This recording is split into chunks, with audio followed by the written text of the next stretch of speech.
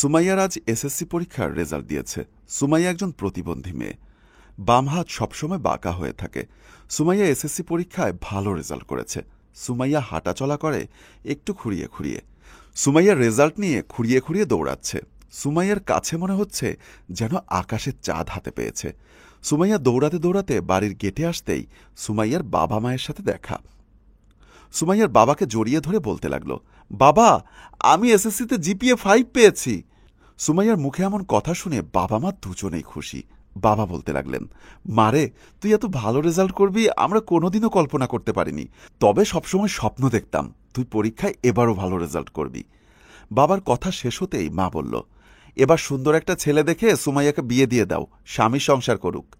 জবাবে বাবা বলল, আমার মেয়ে প্রতিবন্ধী, আমরা চাইলেও ভালো একটা ছেলের সাথে ওর বিয়ে দিতে পারবো না, তবুও চেষ্টা করব যেন ভালো ঘরে সুমাইয়াকে বিয়ে দিতে পারি। বাবা মায়ের কথা শুনে মন খারাপ করে সুমাইয়া বলতে লাগলো, বাবা, আমি এখন বিয়ে করব না, আমি পড়ালেখা করে ব্যারিস্টার হতে চাই, তোমরা আমাকে ভালো একটা কলেজে ভর্তি করিয়ে দাও। সুমাইয়ার কথা শুনে বাবা বলল, তুই প্রতিবন্ধী, এত পড়ালেখা করে কি করবি?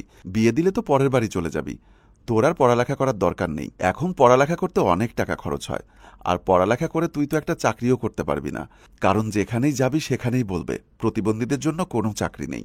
মাও একই কথা বলল, তুই মেয়ে মানুষ, মেয়েদের এত পড়ালেখা করে কি দরকার? তোর পড়ালেখার খরচ তো তোর বাবা চালাতে পারবে না, তাই বলছি কি, তোর বাবা ভালো একটা ছেলে দেখে তোকে বিয়ে দিয়ে দিক, তুই গিয়ে স্বামীর সংসার কর। জবাবে সুমাইয়া বলল, মা, আমি তো বললাম আমি বিয়ে করব না, আমার পড়ালেখার খরচ যদি তোমাদের কাছে বেশি মনে হয় তাহলে আমি এখন বাড়ি ছেড়ে চলে যাব।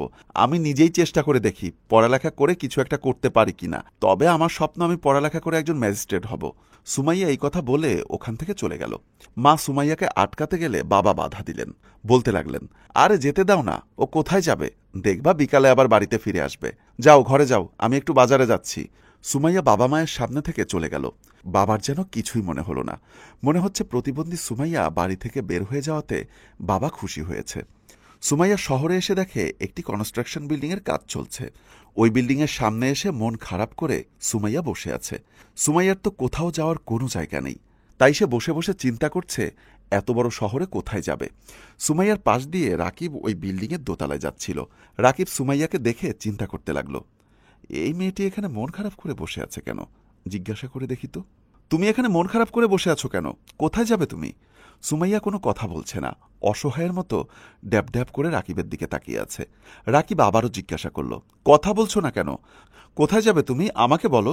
সুমাইয়া এবার কাঁদো কাঁদো হয়ে বলল, যাওয়ার কোনো জায়গা নেই, গ্রাম থেকে এসেছি। বাড়ি থেকে আসার সময় বাবাকে বলে এসেছি আমি নিজে লেখাপড়া করে ব্যারিস্টার হয়ে বাবা মাকে দেখিয়ে দিব, চেষ্টা করলে অবশ্যই সফলতা আসবে। সুমাইয়াকে দেখে রাকিব বুঝতে পারল সুমাইয়া একজন প্রতিবন্ধী।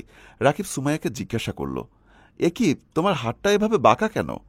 জবাবে সুমাইয়া বলল, ছোটবেলায় পড়ে গিয়ে আমার হাত আর পা বাঁকা হয়ে গেছে, আর ভালো হয়নি। আল্লাহ জানে আমার হাত পা কোনোদিন ভালো হবে কিনা। জানেন, আমি এসএসসি পরীক্ষায় জিপিএ 5 পেয়েছি। রেজাল্ট পাওয়ার পরে বাবাকে বললাম, বাবা, আমি লেখাপড়া করতে চাই, আমি পড়ালেখা করে ব্যারিস্টার হব। বাবা মা আমার কোনো কথাই শুনল না। আমার পড়ালেখার খরচ নাকি অনেক টাকা, এত টাকা ওনারা আমার পিছনে খরচ করতে চায় না, আমাকে বিয়ে দিতে চায়। রাকিব মেয়েটির কথা শুনে মেয়েটির প্রতি দুর্বল হয়ে পড়ল। চিন্তা করতে লাগলো, একজন প্রতিবন্ধী মেয়ে এসএসসিতে জিপিএ 5 পেয়েছে, তবুও ওর বাবা মা লেখাপড়া করতে দিচ্ছে না। আমি মেয়েটিকে বাড়িতে নিয়ে যাই, আজ থেকে ওর পড়ালেখার সমস্ত খরচ আমি বহন করব।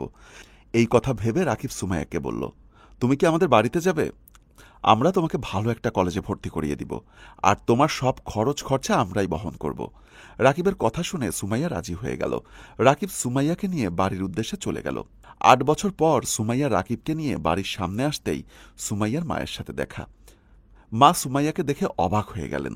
সুমাইয়া এখন পুরোপুরি সুস্থ। মা সুমাইয়াকে জড়িয়ে ধরে বলতে লাগলো, মা, তুই এতদিন কোথায় ছিলি? আমরা তোরে কত জায়গায় খুঁজছি, কোথাও পাই নাই, আর তোর হাত ভালো হইল কেমনে? এর মাঝে সুমাইয়ার বাবা এসে সুমাইয়াকে দেখে বলতে লাগলো, সুমাইয়া, এতদিন পর তোর বাবার কথা মনে পড়ল।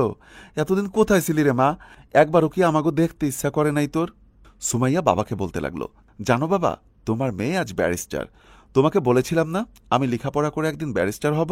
সেদিন তুমি আমাকে লেখাপড়া করতে না করেছিলে, বলেছিলে আমাকে বিয়ে দিয়ে দিবে। বাবা, চেষ্টা থাকলে অবশ্যই একদিন সফলতা আসবে। আমি আমার স্বপ্নকে বাস্তবায়ন করার জন্য সবসময় চেষ্টা করেছি। আমি বাড়ি থেকে চলে যাওয়ার পর রাকিবের সাথে শহরে দেখা হয়।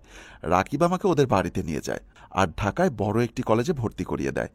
আমি রাত দিন পড়ালেখা করেছি যাতে করে প্রত্যেকটা পরীক্ষাতে আমি ভালো রেজাল্ট করতে পারি। সবসময় আল্লাহকে ডেকেছি, আল্লাহ তাআলা আমার ডাক শুনেছে, তাই তো আমি আজ ব্যারিস্টার হতে পেরেছি। সামনের মাসে আমি চাকরিতে জয়েন করব। আর এই যে আমাকে দেখছো না, আমি এখন সুস্থ, আমার বাঁকা হাত সোজা হয়ে গেছে। রাকিব আমাকে ভালোবেসে বিয়ে করেছে। আমাদের বিয়ের পর রাকিব আমাকে ইন্ডিয়া নিয়ে চিকিৎসা করিয়েছে। ইন্ডিয়ায় 3 মাস থেকে আমার হাতে আর পায়ে অস্ত্রোপচার করার পর নিয়মিত ব্যায়াম করেছি। এরপর আল্লাহর অশেষ রহমতে আমার হাত পা ভালো হয়ে গেছে। এখন দেখো, আমার হাত আমার যেভাবে খুশি আমি সেভাবেই ঘোরাতে পারি। আমি এখন সব কাজ করতে পারি। মা, সেদিন তোমরা আমাকে প্রতিবন্ধী বলে কতই না কথা বলেছিলে। মা, কেউ ইচ্ছা করে প্রতিবন্ধী হয়ে জন্ম নেয় না। একজন প্রতিবন্ধী মানুষের মনের ভেতর কতটা কষ্ট একমাত্র ওই ব্যক্তিই জানে। আর সেই প্রতিবন্ধী এই সমাজে অবহেলিত।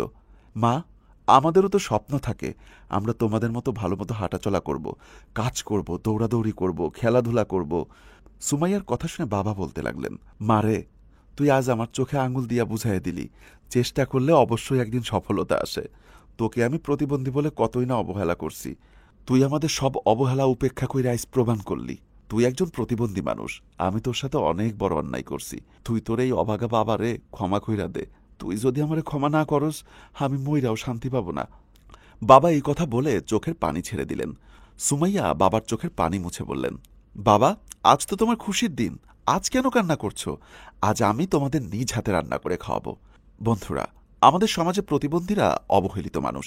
আমরা প্রত্যেকটা প্রতিবন্ধী মানুষের সাথে সবসময় ভালো ব্যবহার করব, যাতে করে কোনো প্রতিবন্ধী আমাদের থেকে কষ্ট না পায়। সবাই ভালো থাকবেন, সুস্থ থাকবেন।